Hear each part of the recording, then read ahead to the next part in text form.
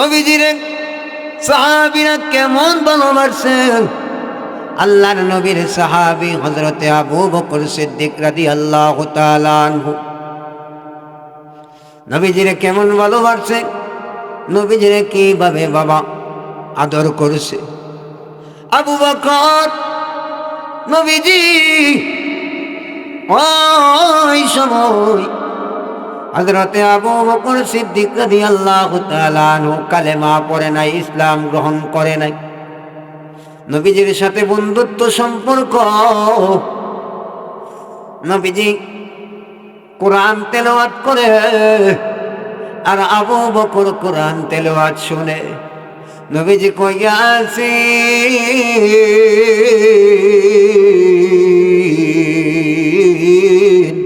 ওয়াল কুরআনিল হাকীম। আবু বকর নবীজির কোরআন তেলাওয়াত শুনে আবু বকর একদিন বাড়ির থেকে বাহির হয়ে আসলেন। একদিন, 2 দিন, 3 দিন চলে যায়, আবু বকর বাড়িতে যায় না। আবু বকর বাড়িতে যায় না। 3 দিন পরে বাড়িতে যায়। আবু বকরের মা ডাক দিয়া কয়ে, বাবা আবু বকর, তুমি কোথায় ছিলা? তোমার কি ক্ষুধা লাগে না? তোমার কি বাড়ির কথা মনে হয় না? তোমার কি আমার কথা মনে হয় না রে? আবু বকর বলে, মা আমি একটা বন্ধু বানাইছি। এই বন্ধু জানি কি গান তেলাওয়াত করে, কি গান কয়। মা এত সুন্দর মধুর সুর। মা আমার বন্ধু কি জানি তেলাওয়াত করে, আমার ক্ষুধা থাকে না, ক্ষুধা নিবারণ হয়ে যায়। এইভাবে 1 দিন, 2 দিন, 3 দিন আবু বকর এলাকায় বলা ধরল, তোমরা সত্য কথা বলো, সত্য পথে চলো, তোমরা ইতিমকে আশ্রয় দাও।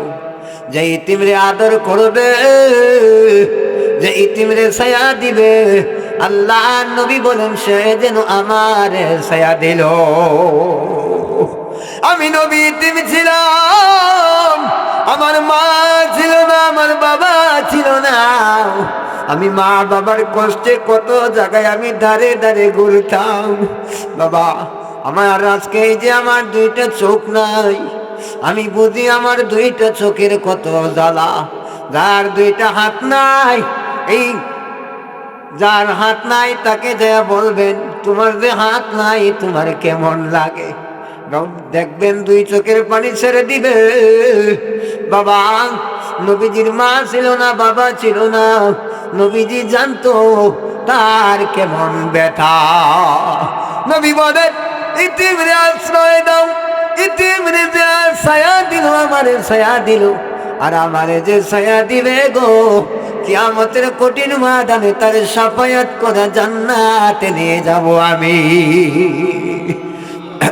বাবাজিরা আমার, বন্ধুরা, হযরতে আবু বকর সিদ্দিক রাদিয়াল্লাহু তাআলা আনহু এইভাবে মক্কার লোকেরা শুনে ফেলল আবু বকর মুহাম্মদের কালেমা গ্রহণ করেছে।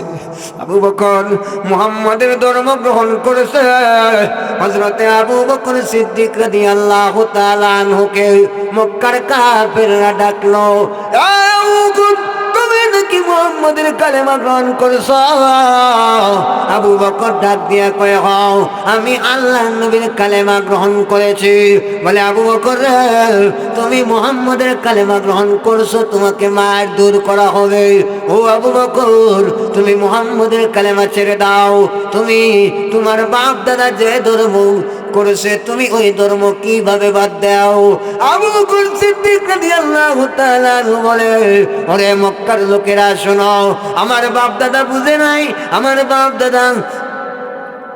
বাপ দাদারা ভুল পথে চলছে, কিন্তু আমি আবু বকর বুঝ যাও, যদি ভুল পথে চলি আল্লাহ কিয়ামতের ময়দানে ডাক দিবে, আরে আবু বকর আয়, আবু বকর আয় আয়, তোরে আমি আল্লাহ জ্ঞান দিলাম, শক্তি দিলাম, ইসলামটাও তুই বুঝলি, বুঝ যাও কেন তুই ইসলাম গ্রহণ করলি না? আল্লাহর কাছে আমি কি জবাব দিব? দুনিয়ার হাকিম মুক্তাররা তাদেরকে ঘুষ দিলে তারা ছেড়ে দেয়, কিন্তু যেদিন আল্লাহর কাঠগড়ায় দাঁড়াইতে হবে গো, আল্লাহর কাঠগড়ায় তো কোনো ঘুষ গুঞ্জা চলবে না। আবু বকর সিদ্দিক রাদিয়াল্লাহু তাআলা আনহু অনেকে করলেন আবু বকরকে মক্কার কাফেররা বলে, তুমি মুহাম্মাদের কালেমা ছেড়ে দাও, নয় কিন্তু তোমাকে মারা হবে। বলে, ও মক্কাবাসীরা তোমরা শুনো গো, আমি মুহাম্মাদের কালেমা ছাড়তে পারবো না। আমি আবু বকরের জীবন যদি চলে যায়, আল্লাহর নবীর কালেমা ছাড়তে পারবো না। হযরতে আবু বকর সিদ্দিক রাদিয়াল্লাহু তাআলা আনহুকে মক্কার কাফেররা আবু জেহেল, উতবা, শাইবা এরা মারি শুরু করলো। মারতে মারতে হযরতে আবু বকরকে আধা মরা বানাইয়া দিল। এমন সময় আবু বকর মক্কার জমিনে আবু বকর বেহুশ। আবু বকরের স্বাস্থ্য ভাইয়েরা দেখলো, তাদেরকে জিজ্ঞেস করলো, একে কি তোমরা চিনো? বলে, হ্যাঁ চিনি। আবু বকর খুব ধনাত্ম ব্যক্তি ছিলেন, আবু বকর সিদ্দিককে চিনে ফেলেছে। বলে, এরে কেরা মারলো? কেরা মারলো? বলে, মক্কার মানুষে মারলো। কেন মারলো গো? ইসলাম গ্রহণ করেছে এই জন্যে মারছে। আবু বকরকে দইরা বাড়িতে নিয়ে গেল। বাড়িতে নিয়ে যাওয়ার পরে আবু বকরের মা রাত্রিবেলায় দুই চোখের পানি ফালাইয়া কান্দে। বলে, আল্লাহ, আমার আবু বকরকে একটু জ্ঞান ফিরাইয়া দাও। আল্লাহ, আমার হায়াতটুকু নিয়া আমার বাবা আবু বকরকে তুমি হায়াতটা দিয়া দাও। আবু বকরের মা এইভাবে দোয়া করে। পরের দিন সকাল হয়ে যায়, আবু বকরের জ্ঞান ফিরে যায়। হযরতে আবু বকরের মা ডাক দিয়া কয়, মা গো। আবু বকরের মা ডাক দিয়া কয়, বাবা আবু বকর, ও আবু বকর, তুমি একটু কিছু খানা খাও। তোমারে কেন মারছে গো বাবা? বলে, আমি ইসলাম গ্রহণ করছি এই জন্যে মারছে। বলে, একটু পানি খাও, কিছু খানা খাও, তুমি তো 3 দিন ধইরা খানা খাও না। বলে, মা, আমার নবীজি কেমন আছেন? বলে, নবীজিকে তো দেখতে যাই নাই। বলে, মা গো, আমার নবীজি কেমন আছেন আগে তুমি দেখে আসো, তারপরে আমি খানা খাবো। বলে, আমি তো চিনি না। বলে, উমরের বোন ফাতেমাকে নিয়ে নবীজিকে দেখতে যাও। ওই সময় উমরের বোন ফাতেমা কালেমা গ্রহণ করেছে। উমরের বোন ফাতেমাকে লইয়া আল্লাহ নবীর দরবারে চলে গেছে। আল্লাহ নবী ডাক দিয়া কয়, কে গো? বলে, হুজুর, আমি আবু বকরের মা। বলে, আবু বকর কেমন আছে? বলে, আবু বকরের শরীরটা ভালো না। নবীজি বলে, আবু বকরকে নিয়ে আসেন, আবু বকরকে নিয়ে আসেন। আবু বকর নবীজিরে কেমন ভালোবাসে। এমন সময় হযরতে আবু বকর সিদ্দিক রাদিয়াল্লাহু তাআলা আনহুর মা আবু বকরকে যখন আনতে যায়, বলে, আবু বকর, নবীজি তোমাকে নিয়ে যেতে বলছে। আবু বকর তার মায়ের কাঁধে বড় কইরা, উমরের বোনের কাঁধে বড় কইরা আল্লাহ নবীর দরবারে যখন যায়, আল্লাহ নবী ডাক দিয়া কই, ও আবু বকর, তোমার কি কষ্ট হয়েছে? তোমার কি কষ্ট হয়েছে? বলে, না না হুজুর গো, আমার যখন কাফেররা মারলো, আমি দেখলাম আমার জানি কে বলতেছে, আবু বকর রে, কান্দিস না, তোর জন্য আল্লাহর জান্নাত ওয়াজিব হয়ে গেছে। ভাইরা আমার, বাবাজিরা আমার, হযরতে আবু বকর সিদ্দিক রাদিয়াল্লাহু তাআলা আনহু এমন সময় নবীজিকে বলে, হুজুর আপনি কেমন আছেন? বলে, আমি ভালো আছি। আবু বকর রে, তোমারে যে মারছে, তুমি কি দুঃখ পাইছো, কষ্ট হয়েছে তোমার? বলে, না না। বলে, আবু বকর, তোমার মা তোমাকে খানা খাইতে বলছে, তুমি কেন খাও নাই? আবু বকরের মা তখনও ইহুদি ছিলেন। বলে, হুজুর, আমার মা কেমন আছেন আমি এইটা, হুজুর আপনি কেমন আছেন আমি এইটা না জানি না, আমি খাইতে পারি না। হুজুর আমার কলিজা ফেটে যাইতে পারে, কিন্তু আল্লাহ নবী মুহাম্মদের কালেমা আমি ছাড়তে পারবো না। আবু বকরের মা ডাক দিয়া কয়, হুজুর আমারে কালেমা পড়াইয়া দেন।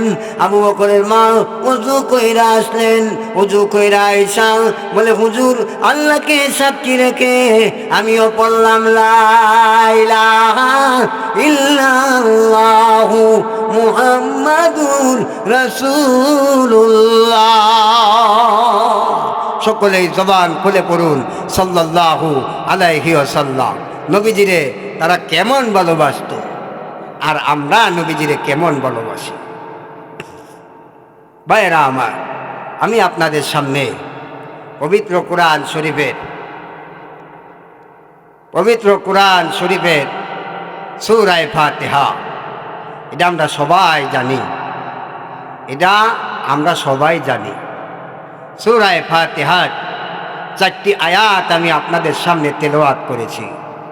রাসূলুল্লাহর অসংখ্য হাদিস থেকে আমি 2টি হাদিস তেলাওয়াত করেছি। আপনারা দোয়া করেন, আল্লাহ যতক্ষণ বলায় কথাগুলা জানি আমি নিজে আগে আমল করতে পারি, কথাগুলা জানি হেদায়েতমূলক কথা হয়। আল্লাহ রাব্বুল আলামিন আল্লাহর কোরআন রাসূলের হাদিসকে সামনে রেখে আল্লাহ জানি আমাকে কিছু আলোচনা করার তৌফিক দান করে। সকলে বলুন আল্লাহুম্মা আমিন। আমি আপনাদের সময় নষ্ট করব না। বাবাজিরা আমার, আল্লাহ রাব্বুল আলামিন এত দয়াময় আল্লাহ যে বান্দা আল্লাহরে ডাকে না, আল্লাহ তারেও খাওয়ায়, যে বান্দা ডাকে তারেও খাওয়ায়। এই জন্যে আল্লাহ কত দয়াবান, আল্লাহ আমাদের জন্য কত মেহেরবান। বাবাজিরা, আল্লাহ রাব্বুল আলামিন আমাকে আপনাকে শরীরের ভিতরে যা দান করছে সব দামি, সব দরকার, অদরকার কিছুই নাই। ভাইয়েরা আমার, বাবাজিরা আমার, বন্ধুরা আমার, নবীজি আবু বকরকে কালেমা পড়াইলেন, আবু বকরের মারে কালেমা পড়াইলেন। তারা কেমন ঈমান আনছে, আর আমরা যদি সাধারণ ব্যাপার নিয়ে আমার খাই। এখন তো মুসলমানরা নির্যাতিত হয় না। আগে নবীর সাহাবীরা যে নির্যাতিত হয়েছে, নিপীড়িত হয়েছে, অর্ধেক নির্যাতিত মুসলমানরা এখন হয় না।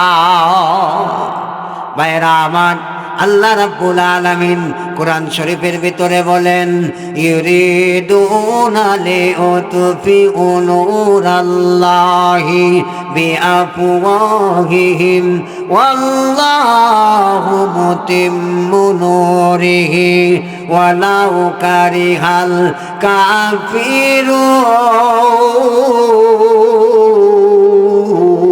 কাফিরুন।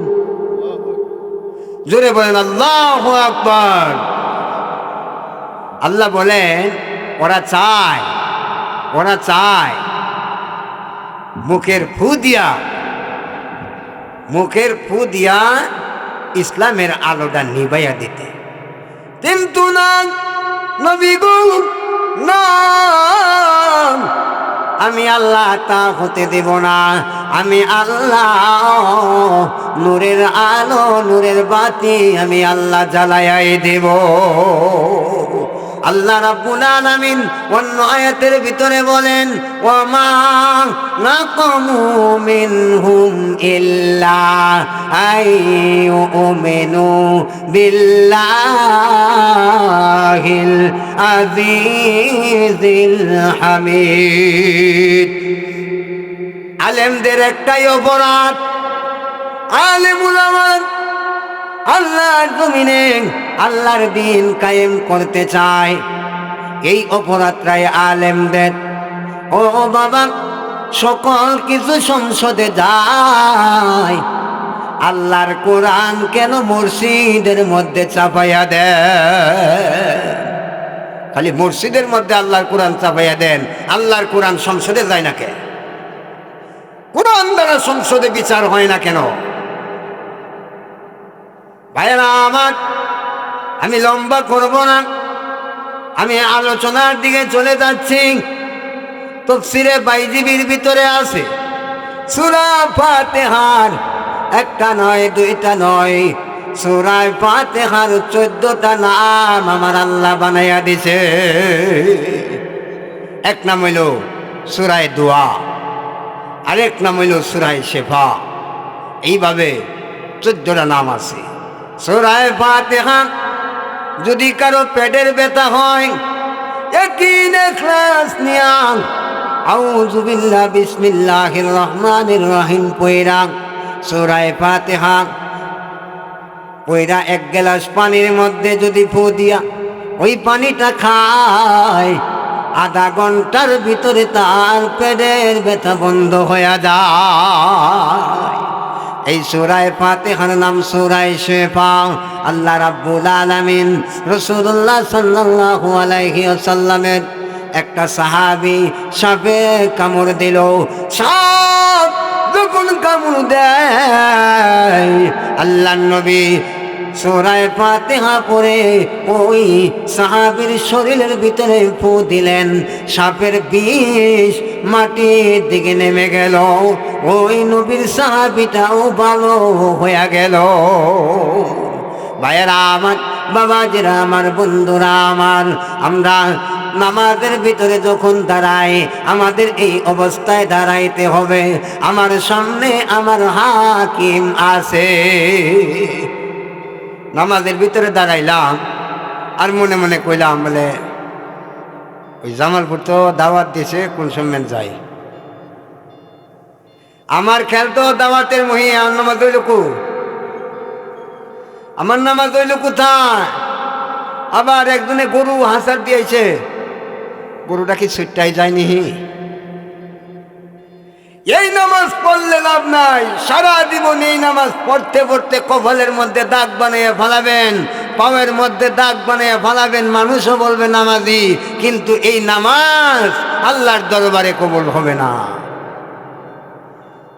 নামাজে দাঁড়াইতে হবে এইভাবে যে আমার সামনে আমার হাকিম আছেন, আমার সামনে আমার হাকিম আছে। যদিও আমার হাকিম রে আমি না দেখি, আমার আল্লাহ আমাকে দেখতেছে। ভাইয়েরা আমার, নামাজে দাঁড়াইয়া আমরা কি পড়ি? আলহামদুলিল্লাহ হে রব্বিল আলামিন। আলহামদুলিল্লাহ যখন বলি, আল্লাহ ডাক দিয়া কয়, ফেরেশতারা আমার বান্দা কি কয়? এই ফেরেশতারা আমার বান্দা কি কয়? আল্লাহর ফেরেশতারা ডাক দিয়া কয়, আর তখন আমরা বলি লিল্লাহি রাব্বিল আলামিন। ওগো আল্লাহ, তোমার বান্দা কয়, প্রশংসা করলাম ওই মহান রব্বুল আলামিনের উপর। আল্লাহ ডাক দিয়ে কয়, ফেরেশতারা দেখ আমার বান্দা কি আমার দেখছে নি? বলে আল্লাহ না না, তোমার বান্দা তোমাকে দেখে নাই। বলে ফেরেশতারা আমার বান্দা কি আমার নবীকে দেখছে নি? বলে না না আল্লাহ, তোমার বান্দা তোমার নবীকেও দেখে নাই। তো তারপরে আয়াতে আমরা কি পড়ি? আর রহমানির রহিম। পরম করুণাময়, পরম করুণাময়, অতি আল্লাহর দয়ালু, পরম করুণাময়, অতি দয়ালু আল্লাহ। আল্লাহ দুনিয়াতে আর রহমান, আল্লাহ দুনিয়াতে রহমান। আল্লাহ যেদিন কিয়ামতের ময়দান কায়েম করবেন, সূর্য মাথার আদাত উপরে চলে আসবে। সূর্য মাথার আদাত উপরে চলে আসবে। বাবা, আমি 2-4-5টা মিনিট আয়াতের তাফসীর করে আমি শেষ করে দেব। আল্লাহ রাব্বুল আলামিন ডাক দিয়া বলেন, মাথার আদাত উপরে সূর্য নেমে আসবে। সূর্যের তাপে মাথার মগজ গলে গলে গলে পড়তে থাকবে। ভাইরা আমার, ওই কিয়ামতের কঠিন ময়দানে আল্লাহ রহিম হয়ে যাবেন, আল্লাহর কোনো মায়া থাকবে না, আল্লাহর কোনো মমতা থাকবে না। আল্লাহ রাব্বুল আলামিন ডাক দিয়া বলেন, ও আমার ফেরেশতারা, আমার বান্দা দেখ, আমার বান্দা না দেখিয়া না চিনিয়া আমার নবীর উপর ঈমান আনলো, আমারে বিশ্বাস করলো, আমারে রহমান রহিম বলে আমার বান্দারা স্বীকার করলো। আল্লাহ রাব্বুল আলামিন কেমন রহমান হবেন? হযরতে নূহ আলাইহিস সালাম ৯৫০ বছর দাওয়াত দিয়া মাত্র ৮২ জন মুসলমান বানাইলেন। হযরতে নূহ আলাইহিস সালাতু ওয়াস সালাম ৮২ জন মুসলমান বানাইয়া হযরতে নূহ আলাইহিস সালাম আল্লাহর কাছে দোয়া করলেন, ক্বালা নূহুর রাব্বি লা তাযার আলাল আরদি মিনাল কাফিরিনা দাইয়ারা। ও আল্লাহ, কাফেররা আমার কথা শুনে না, কাফেররা আমার কথা মানে না, তাদেরকে তুমি ধ্বংস করে দাও। আল্লাহ বলে, প্রবণ দিলাম, তুমি তোমার উম্মত যা আছে সব নিয়ে নৌকার ভিতরে উঠে যাও, আমি ধ্বংস করে দিব।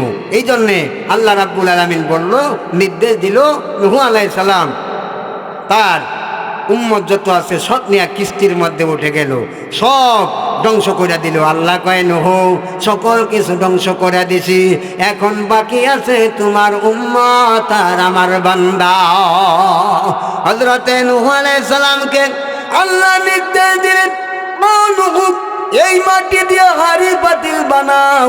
হাড়ি পাতিল বানাইলো, শুকায়। আল্লাহ বলেন, নূহ আলাইহিস সালাম বলে, আল্লাহ এটা কি করব? বলে, এটা শুকাও। শুকাইলো, বলে, আল্লাহ এটা কি করব? এটা পুরো।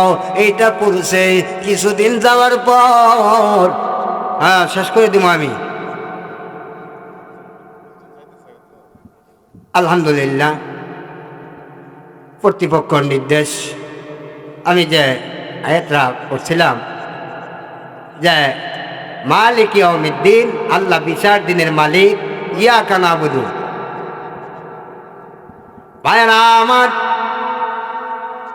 বাবাজিরা আমার, হযরতে নূহ আলাইহিস সালাম উনি কি করলেন? হযরতে নূহ আলাইহিস সালাম আল্লাহ ডাক দিল, নূহ এই যে হাড়ি পাতিল বানাইছ, এই হাড়ি পাতিল গুলা তোমার নাটি দিয়া বাইরায়া বাইরায়া ভাঙ্গ। নূহ আলাইহিস সালাম মনে মনে চিন্তা করে, হায় হায় আল্লাহ, হাড়ি পাতিল নিজে হাতে বানাইলাম, নিজে হাতে শুকাইলাম, নিজে হাতে পুরলাম। আল্লাহ, এই হাড়ি পাতিল আবার নিজে হাতে কিভাবে বাইরায়া ভাঙব? আল্লাহ, অন্তর্যামীন আল্লাহ, আলিমুল গায়ব আল্লাহ, মনের খবর রাখে। আল্লাহ রাব্বুল আলামিন ডাক দিয়া কই, বুঝছি নূহ, তুমি নিজে হাতে বানাইলা, নিজে হাতে শুকাইলা, নিজে হাতে পুরলা, তোমার বুঝি মায়া লাগছে নূহ? নূহ আলাইহিস সালাম বলে, হো আল্লাহ, মায়া লাগছে। বলে, নূহ এইটার কি হাত দিছিলা যে বাড়ি দিলে ফিরাইতে পারবো? বলে, আল্লাহ না না, হাত দেই নাই। বলে, নূহ পা দিছ যে দৌড় দিতে পারবো? বলে, আল্লাহ দেই নাই। বলে, নূহ এইটা কি তুমি কি জবান দিছিলা বাড়ি দিলে চিৎকার করতে পারবো? না, আল্লাহ দেই নাই। তুমি কি চোখ দিছিলা দেখতে পারবো? আল্লাহ দেই নাই। বলে, নূহ আমার বান্দারে আমি আল্লাহ সকল কিছু দিয়েছিলাম, আমার বান্দারে বাড়ি দিলে দৌড় দিতে পারতো, কোপ দিলে দৌড় দিতে পারতো, হাত দিছিলাম ফিরাইতে পারতো, জবান দিছিলাম চিৎকার করতে পারতো। এই নূহ, যখন তুমি দোয়া করলা, আল্লাহ তোমার বান্দারে তুমি ধ্বংস করে দাও, এরা এক কথা শুনে না, এরা কালেমার দাওয়াত গ্রহণ করে না। এই নূহ, তুমি কিছুই দেও নাই। তোমার যদি এমন মায়া লাগতে পারে, আমি আল্লাহ সকল কিছু দিয়েছিলাম, আমি আল্লাহর কেমন মায়া লাগছে রে নূহ? আল্লাহ ডাক দিয়া কয়, বান্দাও, আমি আল্লাহ কিয়ামতের কঠিন ময়দানে বান্দার বাহানা তালাশ করব, আমার বান্দারে কোন উসিলায় মাফ করে দেওয়া যায়, কোন উসিলায় মাফ করে দেওয়া যায়। মালিক ইয়াউমিদ্দিন, আল্লাহ বিচার দিনের মালিক, ইয়াকা নাবুদু, আল্লাহ আমি তো তোমারই ইবাদত করি, ওয়া ইয়াকা নাস্তাইন, আল্লাহ আমি তোমারই সাহায্য চাই। আয়াতগুলার তাফসীর করার কারণ হলো আয়াত পড়ছি, যদি তাফসীর না করি মানুষ বলবো মৌলবী জানে না।